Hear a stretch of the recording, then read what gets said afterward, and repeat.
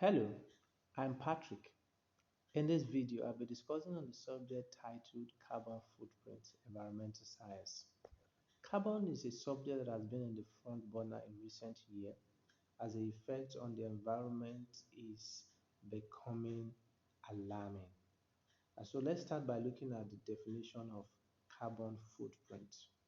Carbon footprint can be defined as the amount of greenhouse gases that is generated by an individual's action over the period of a year. That is the effect of our lifestyle over the environment. By greenhouse gases, we mean carbon dioxide and methane that is released into the atmosphere by human activities.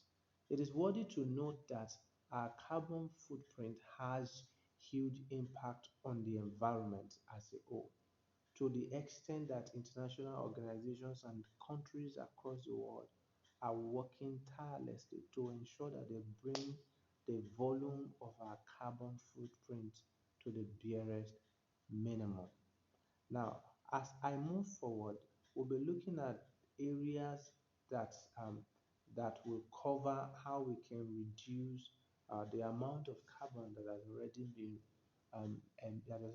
released into the atmosphere. For instance, an average household in the US is credited to generate about 16 tons of carbon every year. And while it is essential to bring this volume down to the barest minimum if we adjust our lifestyle, yet uh, achieving a zero carbon environment looks like something that is almost impossible. But everyone must be committed to having a carbon free society um, by checking our lifestyle, by adjusting our lifestyle to begin to um, reduce some of the things that we do that sort of generate carbon.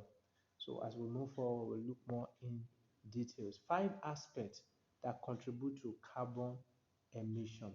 The number one of this aspect is transportation. Transportation, according to research conducted in the year 2019 in the US, says that about 29% of greenhouse gas emission came from transportation through the burning of fossil fuel in private cars, industrial trucks, and machines and trains.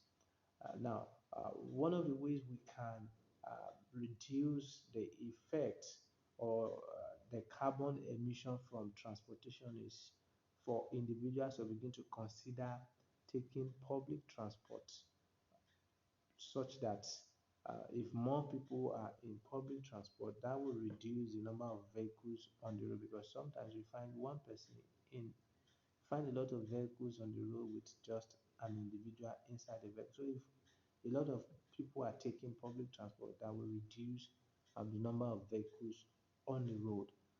Government making sure that road is more accessible to people will also encourage people to take public transport. For instance, in Nigeria, um, it, it, the road on the street is usually not in good condition, and public transport will naturally not get into the street to pick up people.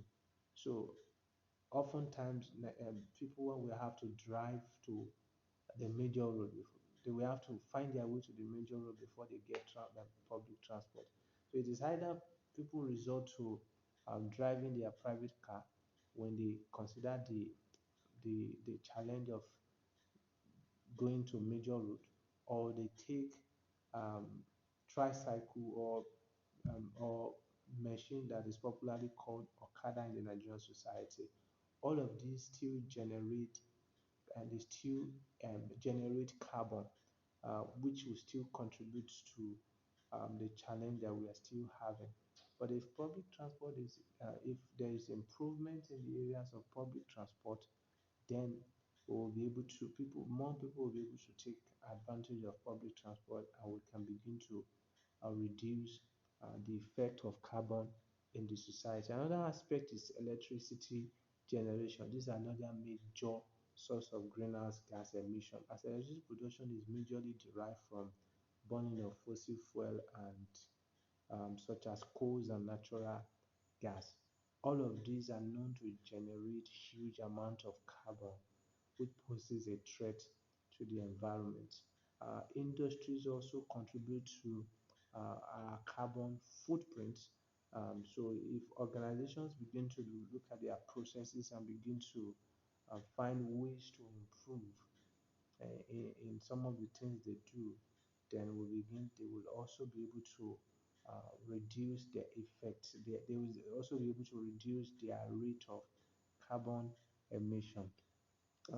Also, 10% of greenhouse gas emission in the US is also credited to the agricultural sector.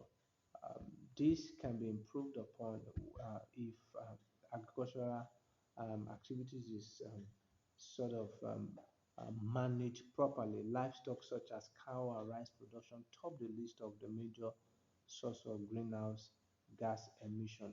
So if people reduce their consumption of meat, for instance, that would begin to reduce um, the rate of greenhouse gas emission from that aspect. Land and forest usage. A lot of forest in Nigeria and several other countries in the world have been emptied, and this is really causing a great challenge. Now, one thing about forest that is of great importance is the fact that forest has the ability to help us to cope, to store the carbon that is already existing in the atmosphere. So beyond reducing the rate of carbon emission, forest has the ability to store what has been emitted, and forest has the ability to help farmers to have all year round photosynthesis.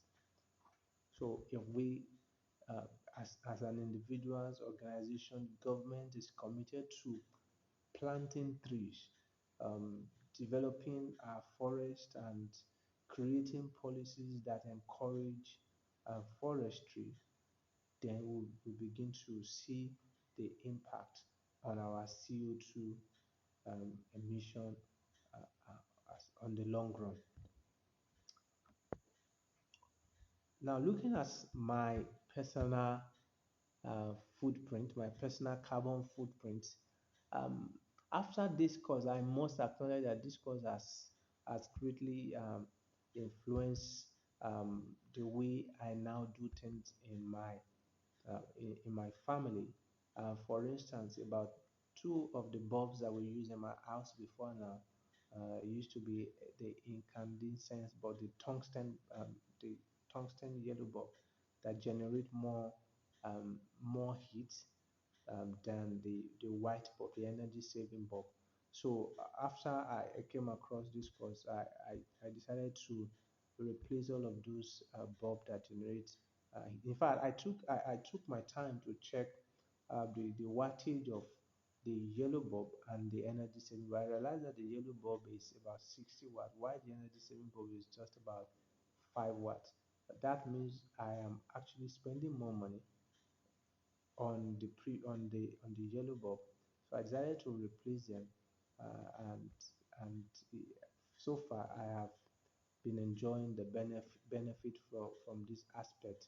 I have worked on reducing some of the things that I feel will be generating heat. For instance, we have two heater in our house. These I have completely reduced our usage, and I am hoping that over time, before the end of the month, I will be able to completely eliminate our usage of the water heater so that we can, in our own little way, begin to make effort to improve uh, to improve the society so that we begin to reduce whatever danger we are adding to the atmosphere on our own part. So here in my carbon footprint, I have not taken flights I've not taken flight at all in my life. So I hope that I'll be able to take flight someday, maybe to attend next Ford graduation. Um, car, yeah, we have a car, but we really don't drive that much. We don't drive most times. I don't have a bike. Bus and rail, not that much. So the areas that I know that we generate carbon will be maybe in terms of our cooking, and we are working on improving and reducing our rates of consumption in this area. Now we are looking at 6 practical ways that we can improve the environment, that we can sort of reduce our carbon emission. Number one is to plant trees and mini garden. In my house, I have about two balcony, so I'm planning on uh, getting flowers in all of these balcony.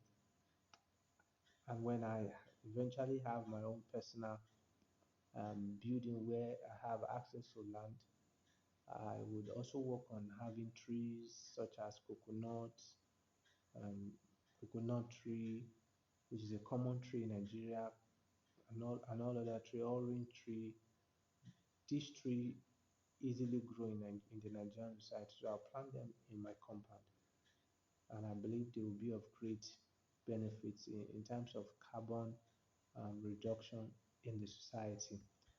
Completely switch off electronic gadget. Yes, before now, my personal laptop can be on the standby mode or sleeping mode for like a month.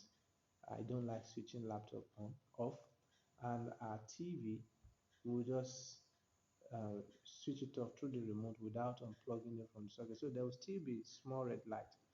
But after I came across this course, I've stopped using that mode. Now, when I switch off the TV, I unplug it from the power source, and I ensure that my laptop is completely switched off. So I am improving in this area. Eat more vegetables and less meat. Meat is quite expensive in my society as well as vegetable, but I'm working on um, consuming more of vegetable and reducing the meat. It's not been easy, but I'm working on it. Use energy saving bulb instead of tungsten. Yes, this we are making effort. This we have already implemented, and I also um, took my time to encourage my neighbors and some of my friends to also adopt this practical way, so that I explain to them the effect their lifestyle is having on the environment, and how they can make efforts to begin to reduce the danger they are causing on the environment. And quite a number of them are beginning to make adjustments. Another one is ensure all pots are properly covered while cooking to prevent heat from escaping through effervescence. Yes, this is another crucial part which we have adopted in my personal home, and I've also spoken to people about it, and they are beginning to see a reason to it, and they are working on making adjustment as well. Avoid squeezing clothes when sun when drying to reduce the usage of electric pressing iron. And this is something that I am guilty of. I always like to squeeze the clothes so that there will be no water in it. But I realize that when you squeeze that much, you will then need to iron it at the end before you can use it. So I have adopted the strategy of not squeezing, just blow it so that the water can leave, and then the clothes can get dry on time. We have stopped, we have reduced our usage of washing machine and drying through washing machine. We now use our hand by ensuring that we wash our clothes every day. As we wear them, we try to wash them every day so that they will not pile up. Because once they pile up, we then need to wash them together in the washing machine. So these are the basic strategies that we have adopted in my house, so that we can sort of um, make the environment more better for everyone. And I have taken it upon myself to also encourage other people around me to adopt these basic strategies. And I am certain that if everyone is committed to this drive, if everyone is committed to this journey, over the years we will be able to have a better environment. Organizations across the world are beginning to look at building facilities that will sort of mop up the carbon that is already existing in the atmosphere. Um, so we hope that putting all of these things in place, we'll begin to see changes in the environment. We'll begin to see a reduction in the amount of greenhouse gases that is emitted annually by every individual. And we hope that as time goes on, we'll be able to completely eliminate carbon from our atmosphere. Finally, some of these are the references um, consulted in the course of this presentation, and I hope that I will continue to learn more and find other areas that I'll need to improve on so that we can reduce the rate of carbon emission. Thank you.